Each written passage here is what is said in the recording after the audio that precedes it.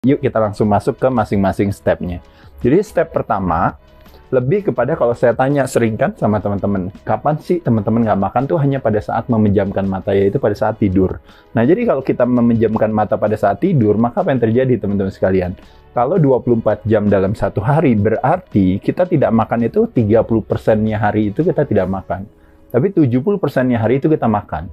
Nah di sini kita bisa melihat teman-teman bahwa nggak memungkinkan kan untuk menurunkan berat badan kalau seandainya jendela kita makannya itu mayoritas 70%.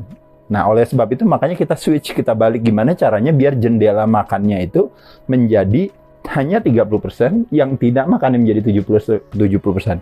Jawabannya adalah saya membuat satu proposal kepada teman-teman, yaitu adalah tidak makan pagi.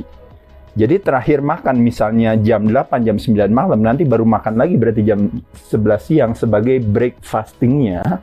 Maka teman-teman tahu bahwa dengan tidak makan pagi, langsung makan siang, maka apa yang terjadi? Terjadi perubahan persentase kepemilikan di mana jendela tidak makan kita justru malah yang menjadi lebih dominan.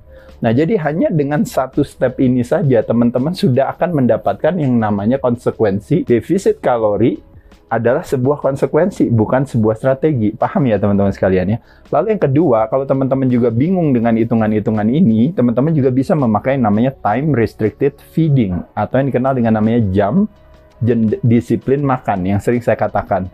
Jadi bagi teman-teman boleh memilih range atau durasi jendela makan kita ada di antara ini. Kalau teman-teman bilang, Mas Ade, saya udah puluhan tahun, saya harus makan pagi terus, tiap pagi harus mulai makan pagi. Oke, udah berarti jam 8 sampai jam 4 sore berarti terakhir makannya. Ya, berarti setelah itu teman-teman puasa. Puasanya juga nggak dry fasting, teman-teman tetap bisa minum teh, minum kopi, minum herbal, pokoknya nggak masukin gula ya. Kenapa alasannya? Ingat sekali lagi ya, kalau kita berbicara puasa, tujuannya adalah apa?